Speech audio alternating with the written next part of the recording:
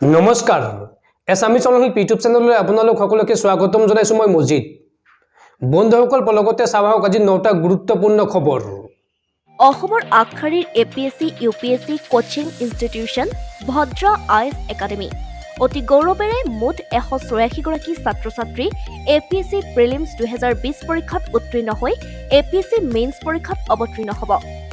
নিয়মীয়া পাঠদান, daily study materials, মক test আৰু ইণ্টাৰভিউ গাইডেন্সৰ প্ৰশিক্ষণ দিয়া হয়। বিগত বৰ্ষত 58 গৰাকী ছাত্ৰ-ছাত্ৰী এপিএছচি পৰীক্ষাত উত্তীৰ্ণ হৈ ভদ্ৰা আইএছ একাডেমীলৈ গৌৰৱ কঢ়িয়াই আনিছিল। আহক আজিয়েই ভদ্ৰা আইএছ একাডেমীলৈ। গুৱাহাটীৰ লগতে যোৰহাটতো আছে শাখা কাৰ্যালয়। যোগাযোগ কৰক 8638391721 প্ৰথমটো খবৰ অসম মেঘালয়ৰ সীমা সমস্যা সন্দৰ্ভত মঙলবাৰে অনুষ্ঠিত হয় মুখ্যমন্ত্ৰী হিমন্ত বিশ্ব শৰ্মাৰ অধ্যক্ষতাত সৰ্বদলীয় বৈঠক। এই বৈঠকত লোৱা হ'ল কেইবাটাও বৃহৎ সিদ্ধান্ত। অসম মেঘালয়ৰ সীমা সমস্যাক লৈ আজি কন্যাধৰৰ 1 নং অতিথিশালাত মুখ্যমন্ত্ৰী ডক্টৰ হিমন্ত বিশ্ব শৰ্মাৰ সভাপতিত্বত অনুষ্ঠিত হয় সৰ্বদলীয় বৈঠক। বৈঠকত অসম মেঘালয়ৰ সীমাক লৈ বিবাদমান 12টা স্থানৰ 6টা স্থানৰ সমস্যা সমাধানক লৈ আলোচনা কৰা হয়। এই 6 স্থান ক্ৰমে তাৰাবাৰী, গিজাং, বকলাপাৰা, পিলিকাটা, ৰাতাচাৰা আৰু হাহিম। এই বৈঠকত লোৱা গুৰুত্বপূৰ্ণ সিদ্ধান্ত অনুসৰি পিলিংকাটা, লাম্পি, পশ্চিম গুৱাহাটীৰ সৰু অংশ মেঘালয়ক দিয়াৰ সিদ্ধান্ত গ্ৰহণ কৰা হৈছে। বৈঠকৰ পিছতে বিধায়ক আমিনুল ইছলামে মন্তব্য কৰে যে অসমে 18.51 বৰ্গ কিলোমিটাৰ ভূমি লাভ কৰিব, আনহাতে মেঘালয়ে লাভ কৰিব 18.29 বৰ্গ কিলোমিটাৰ ভূমি। ইয়াৰ ফলত ভৱিষ্যতে কেতিয়াও এই স্থানসমূহ মেঘালয়ে দাবী কৰিব নোৱাৰে। বিৰোধী দল কংগ্ৰেছে বিধানসভাৰ মজিয়াত বিষয়টো আলোচনাৰ পোষকতা কৰে। বিৰোধী দলপতি দেৱব্ৰত শইকীয়াই সীমা সমস্যাৰ দৰে গুৰুত্বপূৰ্ণ বিষয় সৰ্বদলীয় বৈঠকৰ পৰিৱৰ্তে বিধানসভাৰ মজিয়াত আলোচনা কৰাৰ আহ্বান জনায়। আনহাতে অগপ এআইইউডিএফ, বিপিএফ, ইউপিপিএলৰ প্ৰতিনিধিয়ে চৰকাৰৰ এই পদক্ষেপক ধন্যবাদ জনায়। মুখ্যমন্ত্ৰী হিমন্ত বিশ্ব শৰ্মাৰ সৰ্বদলীয় বৈঠকত শিক্ষামন্ত্ৰী ৰণোজ পেগু, বিৰোধী দলপতি দেৱব্ৰত শইকীয়া, বিধায়ক ৰেকিবুদ্দিন আহমেদ, জাকিৰ হুছেইন চিকদাৰৰ লগতে CPIMৰ বিধায়ক মনোৰঞ্জন তালুকদাৰ, ইউপিপিএলৰ লৰেন্স ইছলাৰী, জয়ন্ত বসুমতাৰী, বিপিএফৰ দুৰ্গা দাস বড়ো, প্ৰবীণ বড়ো, অগপৰ ৰমেন্দ্ৰ নাৰায়ণ কলিতা, মনোজ শইকীয়াই অংশগ্ৰহণ কৰে। পৰৱৰ্তী খবৰ 20 ফেব্ৰুৱাৰীৰ পৰা অনুষ্ঠিত হ'ব অসম আৰক্ষীৰ লিখিত পৰীক্ষা। প্ৰকাশ পালে লিখিত পৰীক্ষাৰ সময়সূচী। 20 ফেব্ৰুৱাৰীৰ পৰা অনুষ্ঠিত হ'ব অসম আৰক্ষীৰ লিখিত পৰীক্ষা। প্ৰকাশ পালে লিখিত পৰীক্ষাৰ সময়সূচী। 2018ৰ 6662টা কনিষ্টেবল আৰু উপ পৰিদৰ্শক পদৰ লিখিত পৰীক্ষা অনুষ্ঠিত হ'ব। অসম আৰক্ষীয়ে প্ৰকাশ কৰিছে জাননী। ৰাজ্যৰ 10টা কেন্দ্ৰত অনুষ্ঠিত হ'ব পৰীক্ষা। নগাঁও, হাফলং, কোকৰাঝাৰ, তেজপুৰ, তিনিচুকীয়া, গুৱাহাটী, ডিফু, শিলচৰ, বঙাইগাঁও আৰু যোৰহাটত অনুষ্ঠিত হ'ব পৰীক্ষা। 20 ফেব্ৰুৱাৰীত কনিষ্টেবল পদৰ লিখিত পৰীক্ষা অনুষ্ঠিত হ'ব। 11 বজাৰ পৰা 1 বজালৈকে, দিনৰ 11 বজাৰ পৰা 1 বজালৈকে অনুষ্ঠিত হ'ব লিখিত পৰীক্ষা। 27 ফেব্ৰুৱাৰীত 11 বজাৰ পৰা 1 বজালৈকে AISF বেটেলিয়ান কনিষ্টেবলৰ পৰীক্ষা অনুষ্ঠিত হ'ব। 24 এপ্ৰিলত 10 বজাৰ পৰা 12 বজালৈকে SI পদৰ পৰীক্ষা অনুষ্ঠিত হ'ব।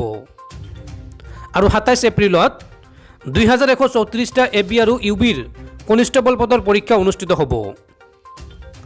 পৰৱৰ্তী খবৰ বিহপুৰীয়া সমষ্টিৰ বিজেপিৰ বিধায়ক অমীয় কুমাৰ ভূঞাৰ ফোন ৰেকৰ্ডিং কৰি এতিয়া বিপদত পৰিছে নাৰায়ণপুৰ থানাৰ OC পুষ্পকমল বৰা। নাৰায়ণপুৰ থানাৰ OC পুষ্পকমল বৰাক অসম আৰক্ষীৰ মুখ্য কাৰ্যালয়লৈ তলব কৰা হৈছে। নাৰায়ণপুৰ থানাৰ ভাৰপ্ৰাপ্ত আৰক্ষী বিষয়াক তলব। আৰক্ষীৰ মুখ্য কাৰ্যালয়লৈ তলব কৰা হৈছে ভাৰপ্ৰাপ্ত আৰক্ষী বিষয়াগৰাকীক। ভাৰপ্ৰাপ্ত আৰক্ষী বিষয়া পুষ্পকমল বৰাক শীৰ্ষ বিষয়াই তলব কৰিছে অসম আৰক্ষীৰ মুখ্য কাৰ্যালয়লৈ। বিহপুৰীয়া সমষ্টিৰ বিজেপিৰ বিধায়ক অমীয় কুমাৰ ভূঞাৰ ফোন ৰেকৰ্ডিং বিতৰ্কত সোমাই পৰিছিল আৰক্ষী বিষয়াগৰাকী। অসম আৰক্ষীৰ মুখ্য কাৰ্যালয়ত সোধপোছৰ বাবে তলব কৰা হৈছে আৰক্ষী বিষয়াগৰাকীক। বন্ধুসকল, তাৰপিছৰ 4 নম্বৰ খবৰটো জনোৱাৰ আগতে আপোনালৈ এটা সৰু ৰিকুৱেষ্ট, যদি এতিয়ালৈকে এইটো ভিডিঅ'ত লাইক কৰা নাই তেন্তে প্লিজ এটা লাইক কৰি দিয়ক আৰু এনেকুৱা ধৰণৰ নতুন নতুন ভিডিঅ' পাবলৈ চেনেলটো ছাবস্ক্ৰাইব কৰি কাষত থকা বেল আইকনটো প্ৰেছ কৰি ৰাখক। পৰৱৰ্তী খবৰ ৰাজ্যত পুনৰ ভয়ংকৰ গতিত বৃদ্ধি পাবলৈ ধৰিছে কৰোনাত আক্ৰান্ত হোৱা আৰু মৃত্যু হোৱা লোকৰ সংখ্যা। অসমত বিগত 24 ঘণ্টাত নতুনকৈ পুনৰ 8,000ৰো অধিক লোক আক্ৰান্ত হৈছে মহামাৰী কোভিড-19ত। অসমত বিগত 24 ঘণ্টাত 63,944 গৰাকী লোকৰ কোভিড টেষ্ট সম্পন্ন কৰা হৈছিল আৰু ইয়াৰে ভিতৰত 8,072 গৰাকী লোকৰ দেহত ধৰা পৰিছে কোভিড-19 পজিটিভ। আৰু অসমত বিগত 24 ঘণ্টাত কৰোনাত আক্ৰান্ত হৈ 16 গৰাকী লোকৰ মৃত্যু হৈছে আৰু ৰাজ্যৰ বিগত 24 ঘণ্টাৰ কোভিড পজিটিভিটি ৰেট হৈছে 12.62%। পৰৱৰ্তী খবৰ, বিশ্বৰ পৰা শেষ হ'ব লাগিব মুছলমান, ভাৰত হ'ব লাগিব হিন্দু ৰাষ্ট্ৰ। পুনৰ ভাৰতক হিন্দু ৰাষ্ট্ৰ ঘোষণা কৰাৰ দাবী হিন্দু ধৰ্মগুৰুৰ। বিশ্বৰ পৰা শেষ হ'ব লাগিব মুছলমান, ভাৰত হ'ব লাগিব হিন্দু ৰাষ্ট্ৰ। পুনৰ হিন্দু ৰাষ্ট্ৰৰ দাবী ধৰ্মগুৰুৰ। মানৱতা বচাবলৈ শেষ কৰিব লাগিব ইছলামৰ জেহাদ। মুছলমানৰ বিৰুদ্ধে এইদৰে দেশৰ বিভিন্ন প্ৰান্তত হিন্দু বাবাৰ প্ৰতিবাদ। ইয়াতে নৰসিংহানন্দ গিৰিৰ গ্ৰেপ্তাৰৰ পিছতেই জাঙুৰ খাই উঠিছে হিন্দু সাধু সন্তসকল। দেশৰ ঠায়ে ঠায়ে আৰম্ভ কৰিছে সত্যাগ্ৰহ। পৰৱৰ্তী খবৰ, দেশত কোভিডৰ তৃতীয় ঢৌৱে ভয়ংকৰ ৰূপ ধাৰণ কৰাৰ সময়তে ICMRৰ নতুন গাইডলাইন।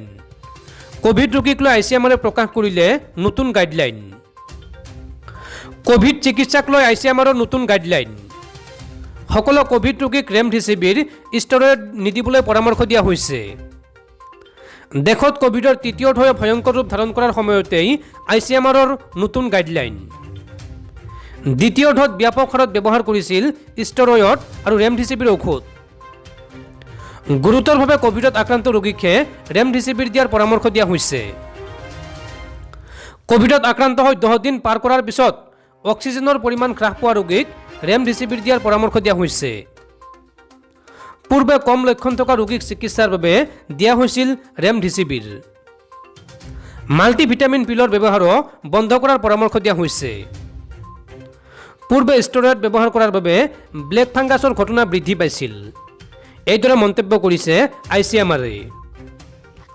পৰৱৰ্তী খবৰ, ছত্তীশগড়ত নিৰাপত্তাৰক্ষীৰ সৈতে হোৱা সংঘৰ্ষত 5জন নক্সালবাদীৰ মৃত্যু। বৰ্তমানেও চলি আছে অভিযান।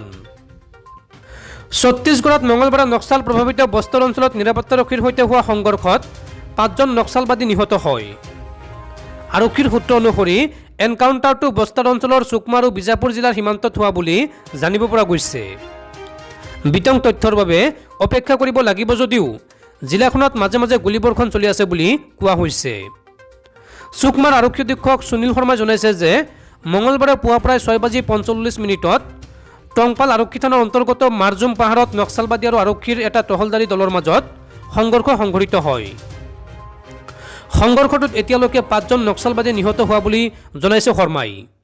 লগতে তেওঁ কয় যে বহুতো নক্সালবাদী এতিয়াও পাহাৰৰ ওপৰত লুকুৱাই আছে আৰু সেয়েহে অভিযানটো চলাই থকা হৈছে।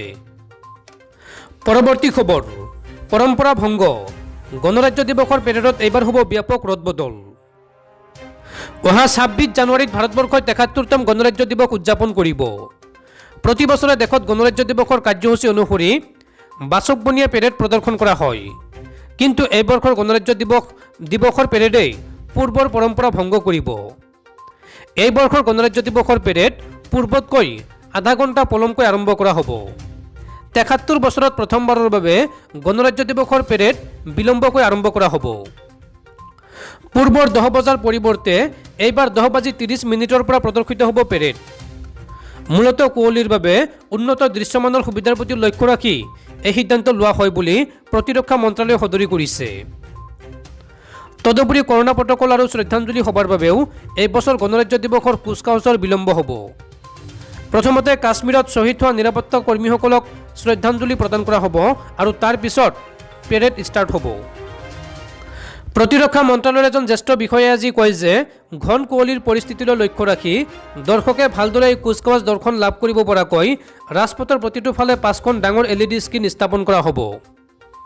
পূৰ্বৱৰ্তী গণতন্ত্ৰ দিৱসৰ পেৰেডৰ ফুটেজ, সশস্ত্ৰ বাহিনীৰ চুটি চলচ্চিত্ৰ আৰু এই বৰ্ষৰ গণৰাজ্য দিৱসৰ আগলৈকে বিভিন্ন অনুষ্ঠানৰ সৈতে সম্পৰ্কিত কাহিনীবোৰ একত্ৰিত কৰি কিউৰেটেড চলচ্চিত্ৰসমূহ পেৰেড আৰম্ভ হোৱাৰ আগতে প্ৰদৰ্শিত হ'ব। কোভিড পৰিস্থিতিৰ বাবে এই বছৰ অতিথিৰ তালিকা হ্ৰাস কৰা হৈছে। দিল্লীৰ কোভিড পৰিস্থিতিৰ বাবে এই বছৰ প্ৰায় 24,000 লোকক গণতন্ত্ৰ দিৱসৰ কুচকাৱাজত উপস্থিত থাকিবলৈ অনুমতি দিয়া হ'ব। সূত্ৰ অনুসৰি এই বছৰ পেৰেডত অংশগ্ৰহণ কৰিব লগা প্ৰায় 24,000 লোকৰ ভিতৰত 19,000 লোকক আমন্ত্ৰণ জনোৱা হৈছে। আনহাতে বাকীসকলে টিকট ক্ৰয় কৰি অনুষ্ঠান উপভোগ কৰিব পাৰিব।